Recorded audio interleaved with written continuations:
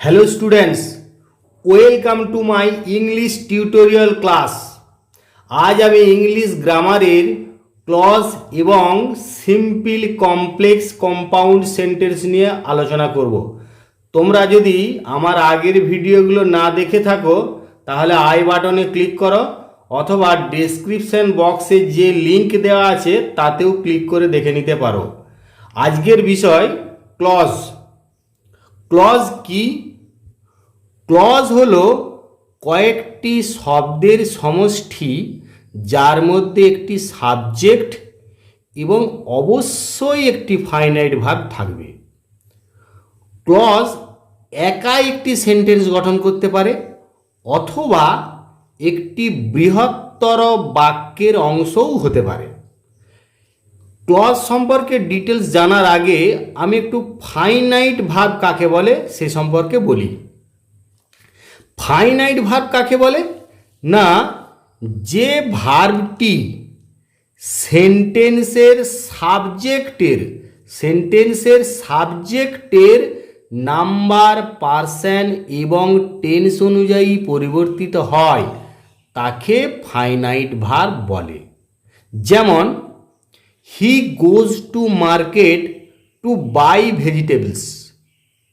এখানে গো ভার্বটি সাবজেক্টের number, person এবং টেন্স অনুযায়ী পরিবর্তিত হবে, কিন্তু বাই ভার্বটি সর্বদা অপরিবর্তিত থাকবে। তাহলে এখানে গো এই ভার্বটি ফাইনাইট ভার্ব এবং বাই এই ভার্বটি নন ফাইনাইট ভার্ব। আমরা অবশ্যই মনে রাখব যে একটি সেন্টেন্সে যতগুলি ফাইনাইট ভার্ব থাকে ততগুলি কিন্তু ক্লজ আছে। একটি সেন্টেন্সে যতগুলি ফাইনাইট ভার্ব ততগুলি ক্লজ আছে। ক্লজ প্রধানত তিন প্রকার: principal, or main, or independent clause, অর্থাৎ যেটাই প্রিন্সিপাল সেটাই মেন ক্লজ বা সেটাই ইন্ডিপেন্ডেন্ট ক্লজ। দু নম্বর হচ্ছে subordinate or dependent clause. Subordinate ক্লজকেই আমরা বলি ডিপেন্ডেন্ট ক্লজ। আর তিন নম্বর হচ্ছে কোঅর্ডিনেট ক্লজ। প্রিন্সিপাল ক্লজ কাকে বলে? না, যে ক্লজ বাক্যের মধ্যে স্বাধীনভাবে থাকতে পারে এবং যার উপর অন্যান্য ক্লজ নির্ভর করে তাদের অর্থের জন্য তাকে প্রিন্সিপাল ক্লজ অথবা মেন ক্লজ অথবা ইন্ডিপেন্ডেন্ট ক্লজ বলে। আমি আবার বলছি, যে ক্লজ বাক্যের মধ্যে স্বাধীনভাবে থাকতে পারে এবং যার উপর অন্যান্য ক্লজ নির্ভর করে তাদের অর্থের জন্য তাকে প্রিন্সিপাল ক্লজ অথবা মেন ক্লজ অথবা ইন্ডিপেন্ডেন্ট ক্লজ বলে। মনে রাখবে, এই ক্লজ একা একটি বাক্য তৈরি করতে পারে। উদাহরণ, I know the man who wrote the letter. উপরের সেন্টেন্সটিতে দুটি ফাইনাইট ভার্ব আছে, নো এবং রোট, অর্থাৎ রাইটের পাস্ট ফর্ম রোট। সেই জন্য এখানে দুটি ক্লজ আছে, আর তা হলো কি? I know the man who wrote the letter. এখানে আই নো দি ম্যান এই ক্লজটি মেন ক্লজ বা প্রিন্সিপাল ক্লজ, কারণ এটি কারো ওপর নির্ভরশীল নয় এবং স্বাধীনভাবে বাক্যে থাকতে পারে বা একা একটি সেন্টেন্স গঠন করতে পারে। আর অন্য যে ক্লজটি আছে আমি লিখে দিয়েছি, দেখো, সাবঅর্ডিনেট ক্লজ। এই সাবঅর্ডিনেট ক্লজ কাকে বলে? না, যে ক্লজ বাক্যের মধ্যে স্বাধীনভাবে বসতে পারে না এবং প্রিন্সিপাল ক্লজের উপর নির্ভরশীল হয়ে নাউন, অ্যাডজেক্টিভ বা অ্যাডভার্বের মতো কাজ করে তাকে সাবঅর্ডিনেট ক্লজ বা ডিপেন্ডেন্ট ক্লজ বলে। ভালো করে বুঝে দেখো, যে ক্লজ বাক্যের মধ্যে স্বাধীনভাবে বসতে পারে না, প্রিন্সিপাল ক্লজ পারে কিন্তু সাবঅর্ডিনেট ক্লজ পারে না, এবং প্রিন্সিপাল ক্লজের উপর নির্ভরশীল হয়ে নাউন, অ্যাডজেক্টিভ বা অ্যাডভার্বের মতো কাজ করে তাকে সাবঅর্ডিনেট ক্লজ বা ডিপেন্ডেন্ট ক্লজ বলে। যেমন, I know that the sun is a star. এখানে that the sun is a star এই ক্লজটি কখনোই স্বাধীনভাবে বাক্য তৈরি করতে পারে না। আমি কখনোই সেপারেট বলতে পারি নাই that the sun is a star, কিন্তু আমি বলতে পারবো আই নো, আমি জানি। সেজন্য এখানে আই নো প্রিন্সিপাল ক্লজ, আর that the sun is a star এটা সাবঅর্ডিনেট ক্লজ। এই আই নো এই প্রিন্সিপাল ক্লজটির উপর কিন্তু নির্ভরশীল হচ্ছে that the sun is a star এই ক্লজটি। সাবঅর্ডিনেট ক্লজ হলো এই that the sun is a star, এবং আই নো এটি হলো প্রিন্সিপাল ক্লজ। এরপর আমরা বলবো কোঅর্ডিনেট ক্লজ। কোঅর্ডিনেট ক্লজ কি? সমপর্যায়ের ক্লজগুলি যখন বিভিন্ন কোঅর্ডিনেটিং কনজাংশন অর্থাৎ and, but, still, or, yet ইত্যাদি এই সমস্ত কোঅর্ডিনেটিং কনজাংশন দ্বারা যুক্ত হয়ে বাক্যের মধ্যে পাশাপাশি অবস্থান করে তখন তাদের কোঅর্ডিনেটিং ক্লজেস বলে। সমপর্যায়ের বিভিন্ন ক্লজগুলো যখন বিভিন্ন coordinating conjunction and, but, yet, or ইত্যাদি বিভিন্ন কনজাংশন দ্বারা যুক্ত হয়ে বাক্যের মধ্যে পাশাপাশি অবস্থান করে তখন তাদের কোঅর্ডিনেটিং ক্লজেস বলে। যেমন উদাহরণ দিলেই বুঝতে পারবে, summer is hot but winter is cold. Summer is hot এটা একটা প্রিন্সিপাল ক্লজ, আর একই উইন্টার ইজ কোল্ড এটাও প্রিন্সিপাল ক্লজ। তাহলে এই দুটো সমপর্যায়ের ক্লজ, এগুলো এই বাট কোঅর্ডিনেটিং কনজাংশন দ্বারা যুক্ত হয়েছে। তাহলে এই সামার ইজ হট এবং উইন্টার ইজ কোল্ডকে তখন আমি আর প্রিন্সিপাল ক্লজ না বলে এগুলোকে বললাম আমি কোঅর্ডিনেটিং ক্লজেস। এইভাবেই দেখো, the sun rises in the east but sets in the west, he is sick yet he will do the job, God made the country and man made the town. উপরে সেন্টেন্সগুলিতে সমপর্যায়ের principal ক্লজগুলিকে but, yet, and ইত্যাদি বিভিন্ন coordinating conjunction দ্বারা যুক্ত করা হয়েছে, এবং এদেরকে আমি প্রিন্সিপাল ক্লজ না বলে কোঅর্ডিনেটিং ক্লজ বলছি। এরপরে সাবঅর্ডিনেট ক্লজকে কয়েকটা ভাগে ভাগ করা যায়। সাবঅর্ডিনেট ক্লজকে প্রধানত আমরা 3 ভাগে ভাগ করব। কি কি? নাউন বা নমিনাল ক্লজ, অ্যাডজেক্টিভ বা রিলেটিভ ক্লজ, অ্যাডভার্বিয়াল ক্লজ। তাহলে 1 নম্বর হচ্ছে নাউন বা নমিনাল ক্লজ, 2 নম্বরে অ্যাডজেক্টিভ বা রিলেটিভ ক্লজ, আর 3 নম্বরে বলছি অ্যাডভার্বিয়াল ক্লজ। এই নাউন বা নমিনাল ক্লজ কাকে বলছি? যে ক্লজটি একটি নাউনের মতোই প্রিন্সিপাল ক্লজের ভার্বের সাবজেক্ট, অবজেক্ট বা কমপ্লিমেন্ট রূপে কাজ করে তাকে নাউন বা নমিনাল ক্লজ বলে। ভালো করে খেয়াল করো, সাবঅর্ডিনেট ক্লজের ভাগ এগুলো নাউন বা নমিনাল ক্লজ। তাহলে সাবঅর্ডিনেট ক্লজের মধ্যে এইটা একটা ভাগ। তাহলে যে ক্লজটা একটা নাউনের মতোই প্রিন্সিপাল ক্লজের ভার্বের, প্রিন্সিপাল ক্লজের উপরে তো সাবঅর্ডিনেট ক্লজটা ডিপেন্ডেন্ট, তাহলে সেই প্রিন্সিপাল ক্লজের ভার্বের সাবজেক্ট মানে পুরো ক্লজটা ওই ভার্বটা সাবজেক্ট হিসাবে কাজ করতে পারে বা অবজেক্ট হিসাবে কাজ করতে পারে বা ভার্বটা কমপ্লিমেন্ট হিসাবে কাজ করতে পারে, এইগুলো হচ্ছে নাউন বা নমিনাল ক্লজ। যেমন উদাহরণ দিই, I know that he is a good বয়। এখানে সাবঅর্ডিনেট ক্লজটি নো ভার্বের অবজেক্ট রূপে কাজ করেছে। আই নো আমি জানি, কি জানি না, that he is a good boy, তাই এটি noun clause. That Netaji is a great patriot is known to all. এখানে দেখো সাবঅর্ডিনেট ক্লজটা প্রিন্সিপাল ক্লজের ইজ ভার্বের সাবজেক্ট, তাই এটি নাউন ক্লজ। কীরকম? That Netaji is a great patriot is known to all, অর্থাৎ নেতাজি যে একজন মহান দেশপ্রেমিক সকলের কাছেই পরিচিত।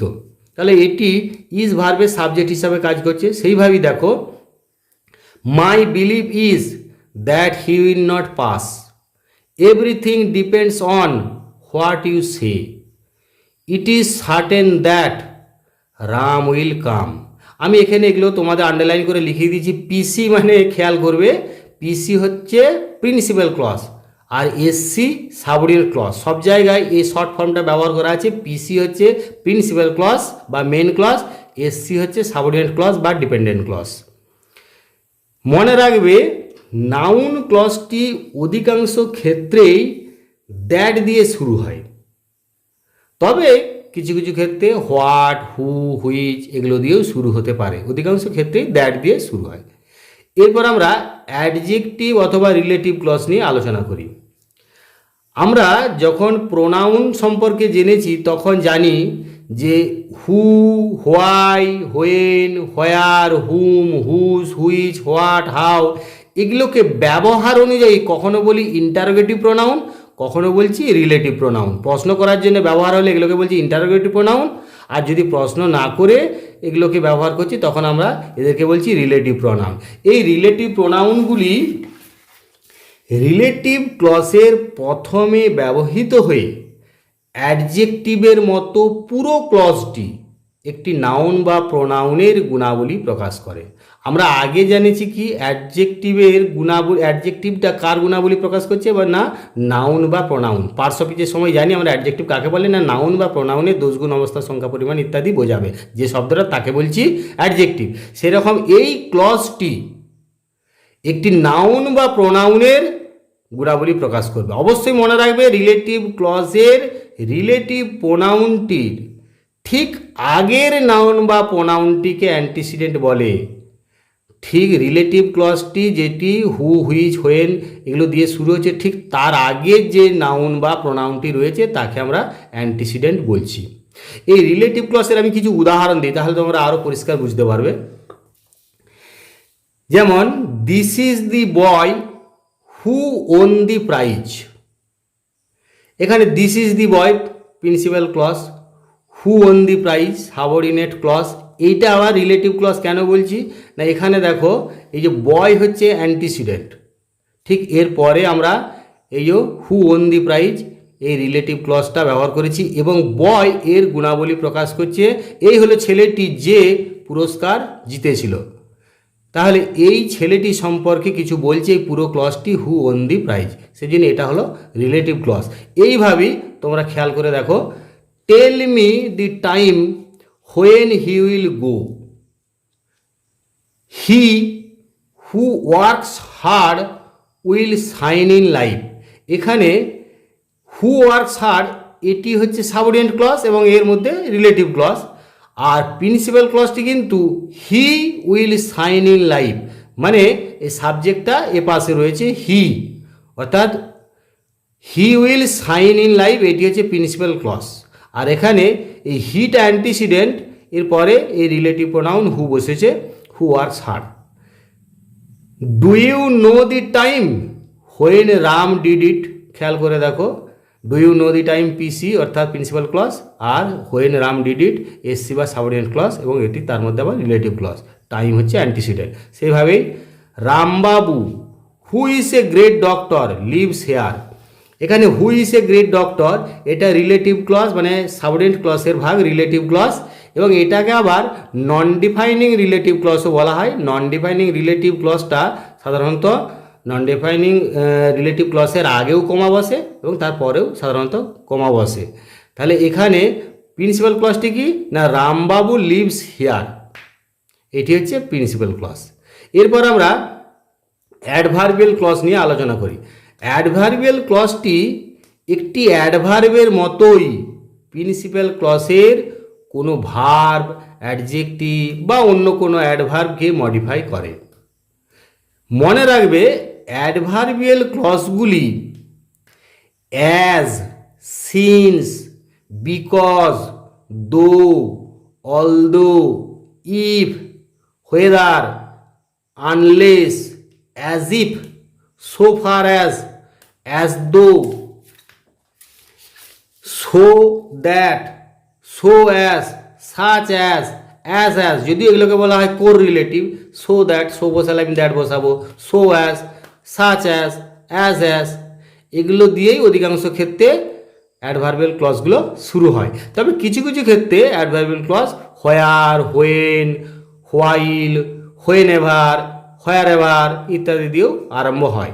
তবে একটা জিনিস অবশ্যই মনে রাখবে অ্যাডভার্বিয়াল ক্লজটি সেন্টেন্সের প্রথমে থাকলে অবশ্যই ক্লজটির শেষে কোমা হবে। এখানে কিছু উদাহরণ দিই তাহলে তোমরা বুঝতে পারবে। He could not come to school because he was ill. এখানে বিকজ হি ওয়াজ ইল এটি অ্যাডভার্বিয়াল ক্লজ, এটি শেষে রয়েছে প্রিন্সিপাল ক্লজে পরে, তো সেই জন্য এখানে কমা লাগে না। প্রিন্সিপাল ক্লজটি হচ্ছে he could not come to school. Unless he work hard, এই আনলেস হি ওয়ার্ক হার্ড এটি অ্যাডভার্বিয়াল ক্লজটি, এটি প্রথমে থাকার জন্য পরে আমি একটা কমা দিয়েছি, you will fail. Unless you work hard you will fail. সেইভাবে দেখো, you may go where you like, if you help me comma আছে, আই উইল সাকসিড। দো হি ইজ পুয়ার কমা দেওয়া আছে, হি ইজ অনেস্ট। তাহলে তোমরা এতক্ষণ ক্লজগুলো আশা করা যায় বুঝতে পেরেছ। এরপরে আমি এই ক্লজ নিয়ে আলোচনা করতে গেলেই এর সঙ্গে সেন্টেন্সের তিনটে ভাগ, কমপ্লেক্স, সিম্পল, কমপ্লেক্স, কম্পাউন্ড অবশ্যই চলে আসে, এবং সেইগুলো একটু আলোচনা করি, তোমরা একটু শুনে নাও, দেখে নাও। আমরা জানি সেন্টেন্সের স্ট্রাকচার বা গঠন অনুযায়ী সেন্টেন্সকে তিন ভাগে ভাগ করা যায়: simple sentence, complex sentence, compound sentence. Simple sentence বা সরল বাক্য কাকে বলে? যে সেন্টেন্সে একটি মাত্র প্রিন্সিপাল ক্লজ থাকে, আর কোনো ক্লজ থাকে না, তাকে সিম্পল সেন্টেন্স বা সরল বাক্য বলে। মনে রাখা খুবই সহজ, যে সেন্টেন্সে একটি মাত্র ক্লজ থাকে সেটি অবশ্যই প্রিন্সিপাল ক্লজ হবে, কারণ প্রিন্সিপাল ক্লজ ছাড়া তো কেউ স্বাধীনভাবে বাক্য গঠন করতে পারে না। তাহলে একটি মাত্র ক্লজ থাকবে এবং সেটি প্রিন্সিপাল ক্লজ হবে, এবং সেই বাক্যটিকে আমি বলছি সরল বাক্য। এখানে একটাই মাত্র সাবজেক্ট আর একটাই মাত্র ফাইনাইট ভার্ব থাকে। কিছু উদাহরণ দেখো, the girl recited the poem, খেয়াল করো সাবজেক্ট এবং ফাইনাইট ভার্ব একটা করেই আছে। The train runs in time, he is too weak to go, in spite of poverty he is honest, seeing the old man he cried, I am afraid to go. এখানে প্রত্যেকটিতেই একটি করে finite verb এবং একটি করে subject রয়েছে। এবার আমরা কমপ্লেক্স সেন্টেন্স কাকে বলে জানি। কমপ্লেক্স সেন্টেন্স বা জটিল বাক্য, বাংলায় আমরা বলি জটিল বাক্য। যে সেন্টেন্সে কেবলমাত্র একটি প্রিন্সিপাল ক্লজ থাকে এবং এক বা একাধিক সাবঅর্ডিনেট ক্লজ থাকে, তাকে কমপ্লেক্স সেন্টেন্স বা জটিল বাক্য বলে। একটি মাত্র প্রিন্সিপাল ক্লজ, একটার বেশি নয়। সাবঅর্ডিনেট ক্লজ এক বা একাধিক, একটাও থাকতে পারে, একের বেশিও থাকতে পারে। উদাহরণ যেমন, I saw a man who was blind. এখানে আই স এ ম্যান একটি মাত্র প্রিন্সিপাল আছে এবং একটি সাবঅর্ডিনেট আছে, হু ওয়াজ ব্লাইন্ড। তেমনি ইফ ইট রেন্স একটি subordinate, he will not go out principal clause. This is the man who rescued me when I was drowning. এখানে দেখো দিস ইজ দি ম্যান, এই হলো লোকটি, এটি প্রিন্সিপাল ক্লজ। আর দুটি subordinate আছে, হু রেস্কিউড মি যে আমাকে উদ্ধার করেছিল, হোয়েন আই ওয়াজ ড্রাউনিং যখন আমি ডুবে যাচ্ছিলাম। এখানে দুটি সাবঅর্ডিনেট, একটি প্রিন্সিপাল। সেইভাবে আবার দেখো, when he met me he told me that he had been ill. যখন সে আমার সঙ্গে দেখা করলো, সে আমাকে বলল যে সে অসুস্থ ছিল। এখানে দুটি সাবঅর্ডিনেট, একটি প্রিন্সিপাল ক্লজ। তেমনি আবার পরে আরেকটা দেখো, we had reached the station before the train started, একটি প্রিন্সিপাল এবং একটি সাবঅর্ডিনেট ক্লজ। এবার আমরা কম্পাউন্ড সেন্টেন্স বা যৌগিক বাক্য নিয়ে কিছু আলোচনা করি। এই যৌগিক বাক্য বা কম্পাউন্ড সেন্টেন্স কাকে বলে? যে সেন্টেন্সে দুই বা তার বেশি প্রিন্সিপাল বা মেইন ক্লজ বিভিন্ন কোঅর্ডিনেটিং কনজাংশন দ্বারা যুক্ত হয় এবং সাবঅর্ডিনেট ক্লজ থাকতেও পারে, নাও পারে। দুটো অন্তত প্রিন্সিপাল ক্লজ থাকবেই, দুইয়ের বেশিও থাকতে পারে।